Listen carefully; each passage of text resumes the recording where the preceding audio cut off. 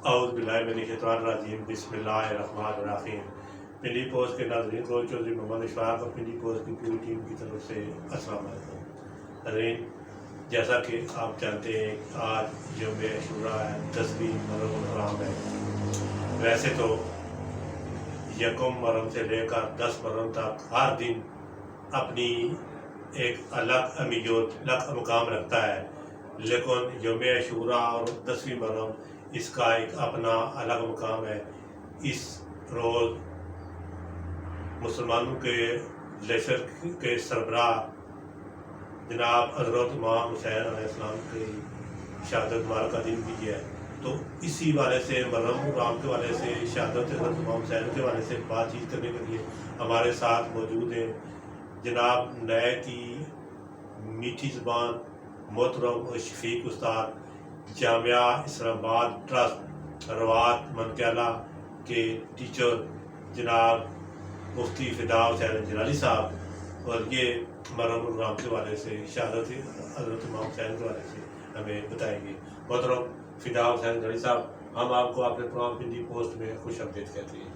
محترم، آج 10ویں محرم الحرام ہے اور حضرت امام حسین علیہ السلام کی شہادت کا دن بھی ہے، تو آج اسی والے سے آپ ہمارے سننے کو بتائیں کہ 10 محرم الحرام کو جو اہم واقعات رہنما ہوئے تھے ان کی تھوڑی سی تفصیل میں۔ ماشاءاللہ، سب سے پہلے تو میں شکر اس ذات کا کرتا ہوں جس ذات نے ہمیں جان عطا فرمائی، جی، ساری کائنات عطا بنائی۔ اس ذات کا بہت بڑا کروڑ شکر ہے کہ ہمیں مل بیٹھنے کی توفیق عطا فرمائی، اور اس مل بیٹھنے پہ یہ بھی اللہ کا بہت بڑا کرم اور فضل ہے کہ ذکر حسین کے حوالے سے ہم مل بیٹھے ہیں۔ تو آپ کا بھی مشکور ہوں کہ آپ نے مدعو کیا، تو اللہ تعالیٰ آپ کے اس کاوش کو اپنی بارگاہ میں قبول منظور فرمائے۔ محترم، یہ جو آج کا دن ہے یہ بڑی فضیلت کا حامل ہے، اور بالخصوص یہ 10ویں محرم الحرام، اس کو عاشوراء بھی کہا جاتا ہے عام لفظوں میں، جو عرف عام میں مشہور ہے۔ لوگ کہتے ہیں عاشورے کے دن ہے، یا اس دن کو بالخصوص جو ہے نا وہ عاشوراء کا دن کہا جاتا ہے۔ تو اس دن کی نسبتیں کافی ساری ہیں، اور آج سے نہیں، یہ شروع سے اس کے ساتھ جو ہے نا وہ نسبتیں چلتی آ رہی ہیں۔ میں حضرت آدم علیہ السلام کی جو توبہ قبول ہوئی تھی وہ بھی اسی دن کو ہوئی تھی، عاشوراء کے دن کو، 10ویں محرم الحرام کے دن کو ہوئی تھی۔ حضرت نوح علیہ السلام کی جو کشتی جودی پہاڑ پہ ٹھہری تھی وہ بھی اسی دن کو ٹھہری تھی۔ حضرت ابراہیم علیہ السلام کو جو چیخ نمرود سے بچایا گیا، اللہ نے فرمایا قل یا نار کونی بردا و سلاما، کہ اے آگ سلامتی والی ہو جا، اب تیرے اندر میرا خلیل آ رہا، تو وہ بھی اسی دن کو ہوئی۔ اور حضرت موسیٰ علیہ السلام کو جو ہے وہ نجات ملی فرعون کے، آپ کی قوم کو نجات ملی فرعون کے ظلم و ستم سے، وہ بھی اسی دن کو ملی۔ تو جب نبی پاک صلی اللہ علیہ وسلم مدینہ کے اندر تشریف لائے تو مدینہ کے جو یہودی تھے وہ روزہ رکھا کرتے تھے۔ نبی پاک صلی اللہ علیہ وسلم نے دریافت فرمایا کہ یہ روزہ کیوں رکھتے ہیں، کیا وجہ ہے؟ انہوں نے عرض کی کہ صحابہ کرام نے عرض کی یا رسول اللہ، یہ کہتے ہیں کہ اسی دن جو حضرت موسیٰ علیہ السلام کو جو نجات ملی تھی فرعون سے، تو اسی دن ہم روزہ اس لیے رکھتے ہیں، شکرانے کا روزہ رکھتے ہیں۔ تو نبی پاک صلی اللہ علیہ وسلم نے فرمایا، آپ کی حدیث کا مفہوم ہے کہ ہم موسیٰ کے زیادہ قریب ہیں، ہم پہ زیادہ حق ہے کہ ہم روزہ رکھیں، شکر ادا کریں۔ لیکن نبی پاک صلی اللہ علیہ وسلم نے فرمایا 10ویں کو بھی روزہ رکھو اور اس کے ساتھ 11ویں کو بھی روزہ رکھ لو، یعنی ایک روزہ یا 11ویں کو رکھ لو یا 9ویں کو رکھ لو، تاکہ 2 روزے ہو جائیں، ہمارا جو مشابہت ہے وہ یہود و نصارہ کے ساتھ نہ ہو، اور شکر بھی ادا ہو جائے اور ان کے ساتھ ہماری جو ہے وہ مشابہت بھی نہ ہو۔ اس لیے نبی پاک صلی اللہ علیہ وسلم نے بھی روزہ رکھا۔ یہ 10ویں محرم الحرام کے دن روزہ رکھنا یہ آمنہ کے لال کی سنت ہے، تو روزہ رکھ کے اس دن کو بڑے احترام سے تلاوت قرآن مجید سے منانا چاہیے۔ اور حضرت ابو ہریرہ رضی اللہ تعالیٰ عنہ فرماتے ہیں کہ جس بندے نے 10ویں محرم الحرام کو اپنے اہل و عیال پہ خرچ کیا، یعنی خرچ کرنے میں کشادگی اختیار کی، تو اللہ تعالیٰ سارا سال اس پہ جو ہے نا कुशादगी अता फरमाते हैं। यदि इस दिन रूटीन से थोड़ा सा हटकर बढ़कर वो खर्च खर्चा करना यही है ना। ऐसे ये देखें ना, लोग ये भी कहते हैं जी सबील किधर लिखा है, जी लंगर। लोगों का इतराज है ना जी, किधर सबील बांटी किसी ने, किधर लंगर बांटा। तो हजरत अबू हुरैरा के इस कौल से पता चलता है कि हजरत अबू हुरैरा जो फरमा रहे हैं कि इस दिन को खर्च करना, अहलो अयाल पे अल्लाह की राह में बांटना, इस पे अल्लाह राज़ी होता है। राज़ी होता है तो तभी सारा साल जो है वो कुशादगी अता फरमाता है। इसी तरह रोडों पे जो सबीलें लगाई जाती हैं, लंगर तकसीम किया जाता है, हम भी करते हैं। ये एक बहुत बड़ा अच्छा काम है और नेक अमल है। इस दिन खर्च करना चाहिए, जितना भी खर्च हस्ब तौफीक है वो खर्च करना चाहिए। बेशक आप एक गिलास भी किसी को मीठा बना के दे सकते हैं, खाना खिला सकते हैं, किसी का रोज़ा इफ्तार करा सकते हैं, ये बहुत बड़ा अजर का काम है। मतलब हजरत इमाम हुसैन की शहादत के हवाले से और उनके मतलब कुछ फ़ज़ाइल है। फ़ज़ैल देखो जी, अल्लाह ताला ने अहले बैत को बहुत बड़ा मकाम अता फरमाया जी। अल्लाह ताला ने कुरान मजीद के अंदर इरशाद फरमाया, कुल ला अस्अलुकुम अलैहि अजरन इल्लल मवद्दत फिल कुर्बा। जी कि जब नबी पाक सल्लल्लाहु अलैहि वसल्लम ने मक्का से मदीना हिजरत की ना, सहाबा कराम ने देखा कि नबी पाक सल्लल्लाहु अलैहि वसल्लम सब कुछ छोड़ के आए हैं दीन इस्लाम की इशाअत करने के लिए। हमें कलमा पढ़ाया, हमें जहन्नम के गढ़ों से निकलकर जन्नत का रास्ता दिखाया। हम सारे इस तरह करते हैं, कुछ ना कुछ अपने पास से हिस्सा मिलाकर बारगाह रिसालत में खिदमत जो है वो पेश करते हैं, ताकि नबी पाक सल्लल्लाहु अलैहि वसल्लम के जो मामलात हैं वो अच्छे तरीके से चल सकें। लेकिन सहाबा का ये नज़रिया नहीं था कि नबी पाक सल्लल्लाहु अलैहि वसल्लम के पास है कुछ नहीं। ये उनकी मोहब्बत थी, ये उनकी अकीदत थी, ये उनका प्यार था कि बारगाह रिसालत में अपना माल भी देना चाहते थे, बल्कि जान भी देना चाहते थे। तो जब सारे सहाबा माल जमा करके बारगाह रिसालत में जमा हुए, आ तो गए, फिर किसी की ये हिम्मत नहीं कि कौन कहे आमना के लाल को। अदब का तकाजा था और सहाबा जो थे वो अदब के पैकर थे, इखलास व मोहब्बत के पैकर थे।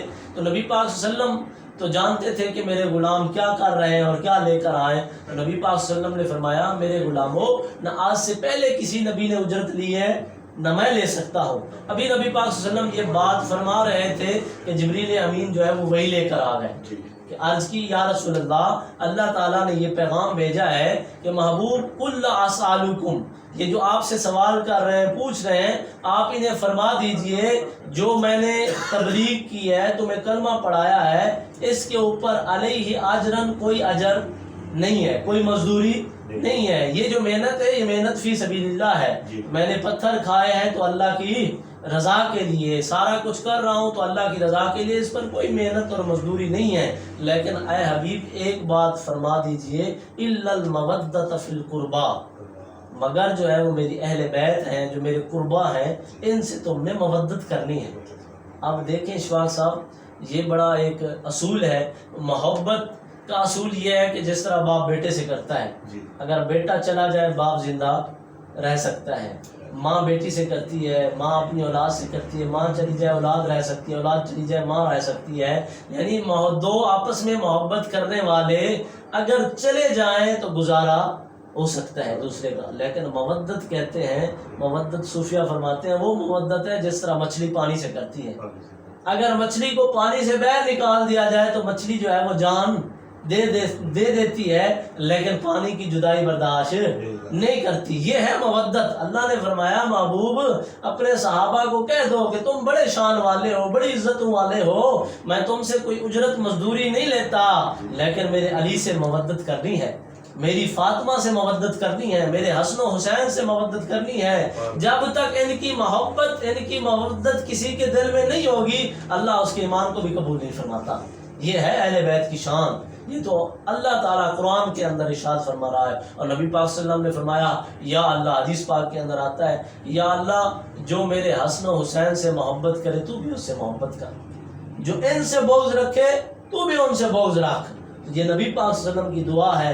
और नबी पाक सल्लल्लाहु अलैहि वसल्लम की दुआ के बारे में आला हज़रत मुजद्दिद मिल्लत शाह अहमद रज़ा अलैहि रहमतुर रहमान फरमाते हैं कि नबी पाक सल्लल्लाहु अलैहि वसल्लम जब हाथ उठाते हैं, दुआ मांगते हैं, तो फिर इजाबत भी आ जाती है, कबूलियत भी आ जाती है। नबी पाक सल्लल्लाहु अलैहि वसल्लम को आप फरमाते हैं कि इजाबत का जोड़ा, इनायत का सेरा, दुल्हन बन के निकली दुआए मोहम्मद। इजाबत और कबूलियत का जो जोड़ा और सेरा आ जाते हैं, नबी पाक सल्लल्लाहु अलैहि वसल्लम की दुआ को बारगाह खुदाबंदी में ले जाते हैं।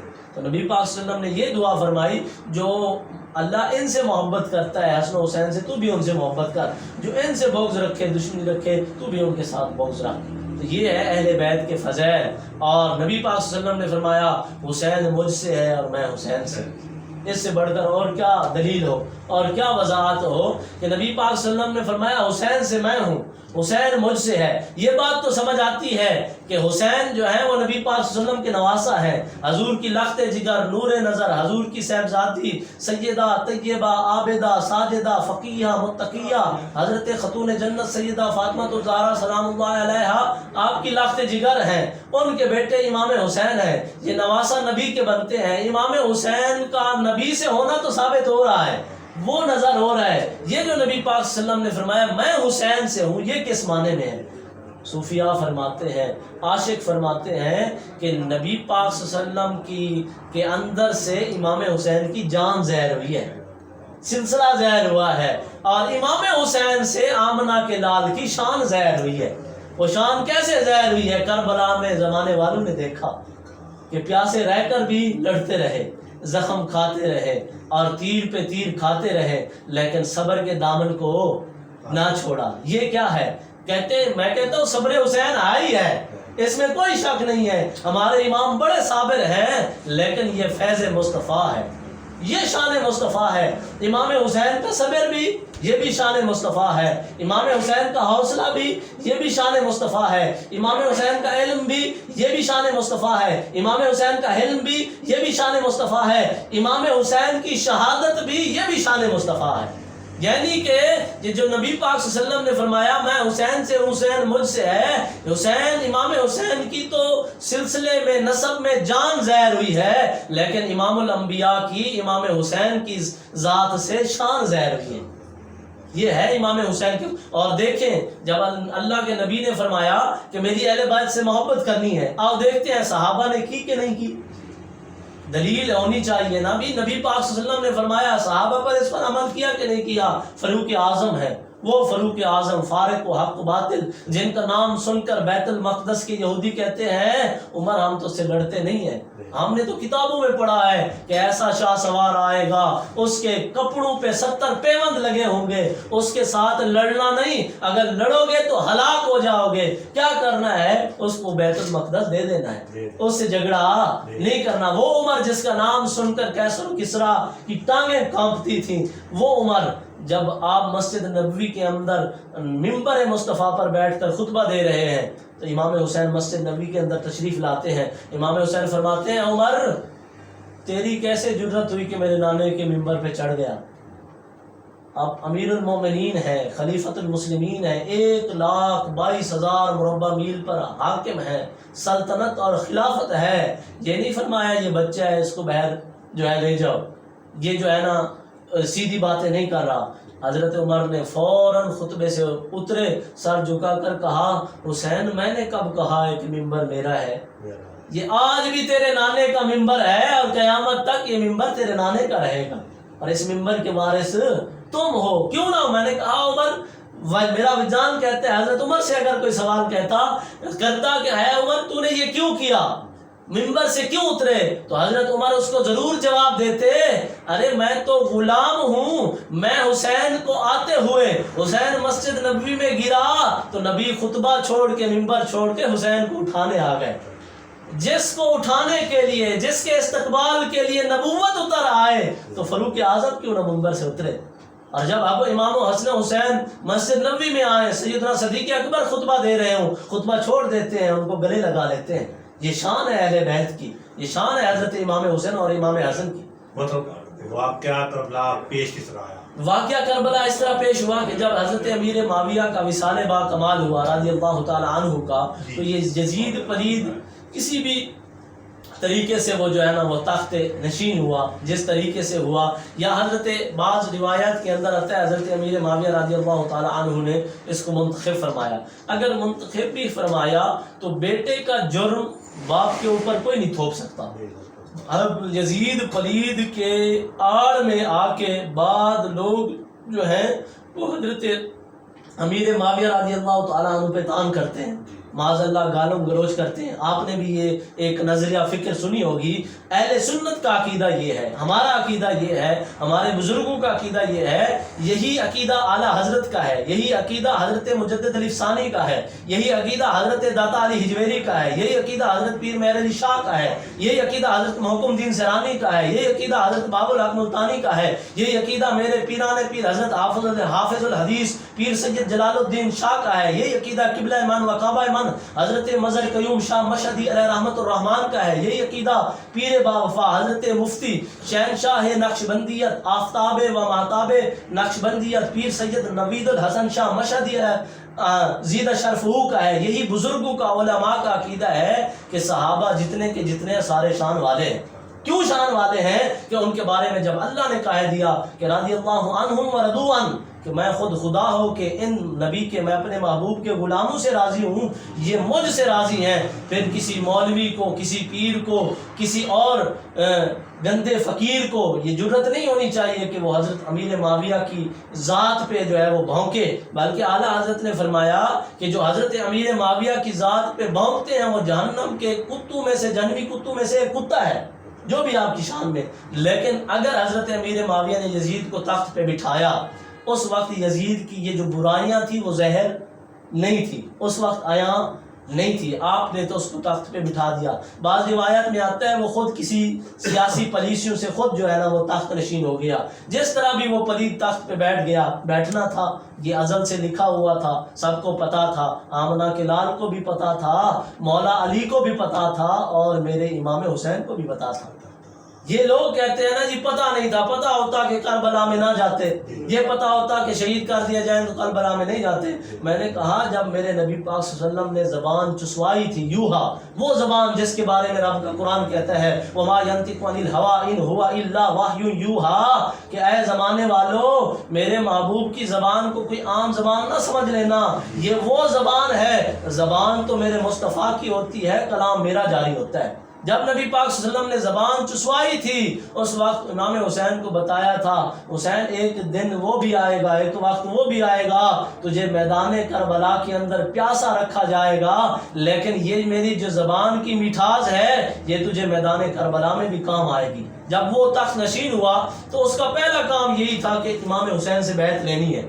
اس کو پہلا خطرہ جو تھا نا, اس کو پتا تھا کہ یہ علی کا بیٹا ہے, یہ علی کا نور نظر ہے, فاطمہ کا لخت جگر ہے, نبی کا نواسا ہے, یہ مجھے فاسق فاجر کو برداشت نہیں کرے گا. اس نے خط لکھا, اس وقت نبی حضرت امام حسین مدینہ کے اندر تشریف فرما تھے. ولید بن عقبہ جو تھا وہ مدینہ کا گورنر تھا. جب یزید نے خط لکھا کہ امام حسین کو بلا کے اپنے محل کے اندر ان سے بیعت لے لو, میرے نام کی بیعت لے لو, اگر وہ نہیں مانتے تو پھر ان کو قتل کر دو, ان کا مسئلہ جو ہے اس مسئلے سے نمٹ لو, اس مسئلے کو ختم کر دو. تو رات کے کسی پہر حضرت امام حسین کو پیغام آیا کہ آپ کو گورنر مدینہ بلا رہے ہیں. آپ جانے لگے تو صحابہ نے مشورہ دیا, حضور ابھی آپ نہ جائیں, کیا پتہ کیا مسئلہ ہے, تو صبح چلے جانا, دن کو چلے جانا. لیکن علی کا بیٹا تھا, علی کا بیٹا تھا, شجاعت جن کے گھر کے سامنے کھڑی رہتی ہے, دلیری جن کے سامنے, جن کو جو بھی دلیری ملی ہے یہ آمنہ کے لال کے در سے ملی ہے اور سیدہ کے لالو کے صدقے سے ملی ہے. آپ نے فرمایا نہیں میں ابھی جاؤں گا. آپ نے گھوڑا نکالا, تلوار لی اور چلے گئے. تو جب اس گورنر کے محل میں گئے تو ولید بن عقبہ نے کہا اسی طرح مجھے خط آیا ہے, یا تو آپ یزید کی بیعت کریں یا پھر بتائیں. تو آپ نے فرمایا میں جو ہے نا وہ سوچ کے بتاؤں گا. ساتھ مروان بن حکم بیٹھا تھا. جب حضرت امام, وہ جو ولید بن عقبہ تھا وہ اہل بیت سے محبت کرنے والا تھا. آپ نے فرمایا, ولید بن عقبہ نے کہا ٹھیک ہے حضور آپ صبح بتا دینا. ساتھ مروان بن حکم بیٹھا تھا, اس نے کہا ولید بن عقبہ ابھی تو علی کے بیٹے کو جانے دے رہے ہو, پھر اتنا یہ بڑا مسئلہ بن جائے گا, ہمارے قابو میں نہیں آئے گا. ابھی بندو کو بلا کے ان سے بیعت لے لو, زبردستی بیعت لے لو. یہ بات امام حسین نے سنی, اسی وقت تلوار جو ہے وہ میان سے نکالی. آپ نے فرمایا وہ مروان بن حکم تو حسین سے بیعت لینا چاہتا ہے, اس فاسق کے لیے, فاجر کے لیے جو بے دین ہے, جو نبی پاک صلی اللہ علیہ وسلم کی شریعت کا مذاق اڑا رہا ہے. امام حسین نے بیعت نہیں کرنی اور تو محل میں چھپ کے کہتا ہے بیعت لے لو. جو کام امام حسین کرے گا وہ سرعام کرے گا. آپ یہ بات کہہ کر واپس آئے اور اپنے گھر والوں کو کہا کہ میں المختصر کر رہا ہوں ناظرین کے لیے کہ ادھر سے ہمارا جو ہے نا رحلت کریں.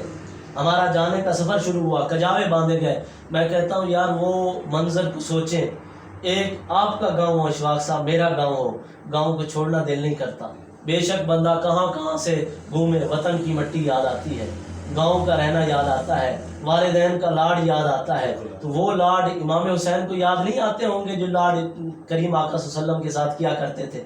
وہ وقت یاد نہیں یاد آتا ہوگا جن گلیوں کے اندر حسن و حسین دوش مصطفیٰ پر بیٹھ کر سواری کیا کرتے تھے؟ نبی پاک صلی اللہ علیہ وسلم آ رہے ہیں، حسن بھی سوار ہے، حسین بھی سوار ہے، صحابہ دیکھتے ہیں، حضرت عمر فرماتے ہیں، صحابہ فرماتے ہیں کیا سواری ہے، کمال کی سواری ہے۔ میرے نبی نے فرمایا میرے غلاموں اگر سواری با کمال ہے تو سوار بھی با کمال ہے، جن کو اٹھایا ہوا ہے یہ بھی با کمال ہے۔ تو وہ سواریاں، وہ گلیاں، وہ نبی پاک صلی اللہ علیہ وسلم کے سینے پہ بیٹھنا، وہ نماز کے اندر امام حسین کا سجدے کی حالت میں نبی پاک صلی اللہ علیہ وسلم کی پشت پہ بیٹھنا، وہ مسجد نبوی کا منظر، وہ لاڈ یاد نہیں آتے ہوں گے؟ اس سب کے باوجود بھی حضرت امام حسین جو ہے نا آپ نے ہجرت کی اور مکے کی طرف چل دیے، لیکن پھر وہاں بھی یہی خط، یہ معاملات کوفیوں کے خط کہ آپ آ جائیں، ہم آپ کی بیعت لینا چاہتے ہیں۔ 8 ذو الحجہ کو حضرت امام حسین جو ہے آپ نے تیاری کر لی۔ حضرت عبداللہ بن عمر، حضرت عبداللہ بن زبیر، بڑے بڑے کافی جیسے صحابہ کی اولاد، انہوں نے کہا حضور آپ نہ جائیں، کوفی بڑے بے وفا ہیں، وہ آپ کے ساتھ وفا نہیں کریں گے۔ تو آپ صحابہ کو تو نظر آ رہا تھا کہ حسین شہید ہوگا، حسین کو تو پہلے پتا تھا کہ میں نے نانا کا دین بچانا ہے، میں نے قرآن بچانا ہے، میں نے اسلام بچانا ہے۔ وہ کسی نے کیا خوب کہا، حسین جاتے نہ کربلا میں تو ہم پہ یوں حق عیاں نہ ہوتا، نہ ہوتی ممبر کی زیب و زینت یہ واعظوں کا بیان نہ ہوتا، نہ ہوتا ہاتھوں میں مومنوں کے سنت مصطفیٰ کا دامن، نہ یوں شریعت کے ڈنکے بجتے حسین گھر پاس بانا ہوتا۔ کسی نے کہا حضور 8 ذو الحجہ ہے، لوگ دور و نزدیک سے حج کرنے کے لیے آ رہے ہیں، آپ طواف کر کے جائیں۔ آپ نے فرمایا ایک تمہارا طواف ہوگا، ایک میرا طواف ہوگا، تمہارے طواف کو کوئی یاد رکھے نہ رکھے، میرا طواف یاد کیا جائے گا۔ ایک تمہاری سائی ہوگی، تم صافہ مروہ کی سائی کرو گی، سائی کرو گے، لیکن میں جو سائی کروں گا کبھی علی اکبر کا لاشا لے کر، کبھی علی اصغر کا لاشا لے کر، کبھی قاسم کا لاشا لے کر، کبھی اونو محمد کا لاشا لے کر، کبھی حضرت حر کا لاشا لے کر، کبھی حضرت عثمان بن علی کا لاشا لے کر، کبھی حضرت ابو بکر بن علی کا لاشا لے کر، کبھی حضرت عباس غازی علم بردار کے کٹے ہوئے بازو لے کر، وہ میری سائی ہوگی۔ تمہاری سائی کو کوئی یاد رکھے نہ رکھے، میری سائی قیامت تک یاد رکھی جائے گی۔ تو میں جو ہے وہ جاؤں گا، میں ٹھہرنے والا نہیں ہوں۔ جب آپ میدان کربلا کے اندر پہنچے، المختصر تو سامنے ہر آیا، تو حضرت امام حسین نے جو تقریر کی، اور جو ہے وہ یزیدیوں کی طرف سے، کوفیوں کی طرف سے سپہ سالار تھا، آپ نے کہا میرا حق پہچانو، میں فاطمہ کا بیٹا ہوں، میں علی کا بیٹا ہوں، میں نبی کا نواسا ہوں۔ اب اس روئے زمین میں میرے علاوہ کوئی نبی کا نواسا نہیں رہا۔ ظالمو تم نے درجن کے حساب سے خط بھیجے کہ آ جاؤ، میں تمہارے کہنے پہ آیا ہوں، تو اب میرے حق کو پہچانو۔ تو حضرت امام حر جو تھے، حر کا نام بھی آزادی ہے، اللہ نے اس نام کی برکت سے اور اللہ نے فضل فرمایا حضرت حر پر کہ انہیں جو ہے نا اس دنیا سے بھی آزادی دے دی اور جہنم سے بھی آزادی کا مژدہ سنا دیا، امام حسین کے لشکر میں شامل فرما دیا۔ حضرت اور جب امام حسین کے لشکر میں شامل ہوتے ہیں، عرض کرتے ہیں حضور اتنی دن سے آپ فرما رہے ہیں، یہ وہ کوفی ہیں جو آپ کو بلا رہے تھے، جو آپ کو اوپر مار مٹنے کے دعوے کر رہے تھے، آپ ابھی تقریر فرما رہے ہیں، گفتگو کر رہے ہیں، ان سے مخاطب ہیں، آپ کی تقریر ان پہ اثر کیوں نہیں کر رہے؟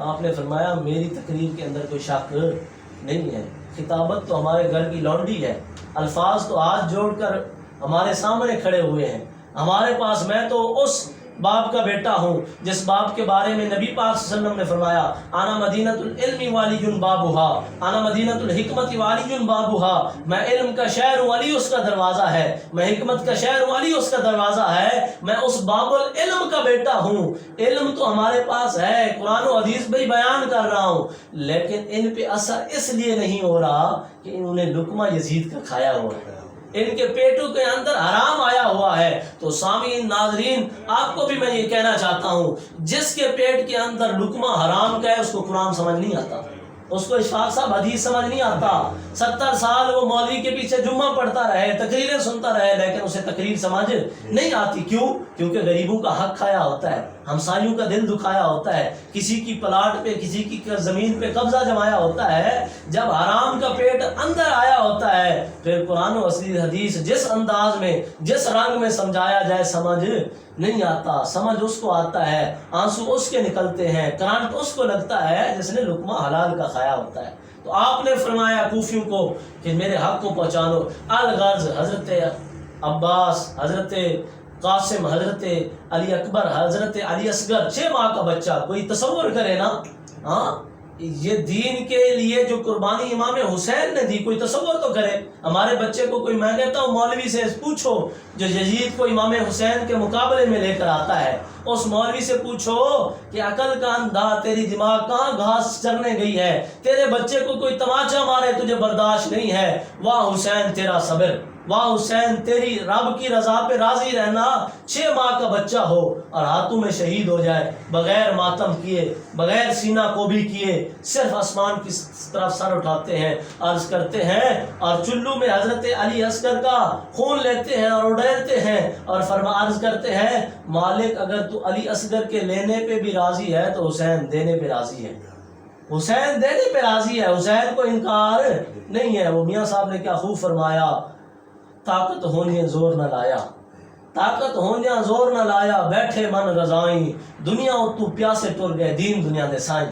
یہ غلط ہے لوگوں کا کہ اگر امام حسین چاہتے تو یہ 12,000 کیا لاکھوں کا لشکر ہوتا، امام حسین سب کو گاجر مولی کی طرح کاٹ کے رکھ دیتے. لیکن رب کی رضا پہ راضی تھے. رضا یہی تھی، رضا یہی تھی اللہ کی، اور وفا یہی تھی جو نبی پاک صلی اللہ علیہ وسلم سے نانے سے وعدہ کر کے آئے تھے. اس عہد کو، وعدے کو دہرانا تھا، وعدے کو جو ہے وہ پورا کرنا تھا.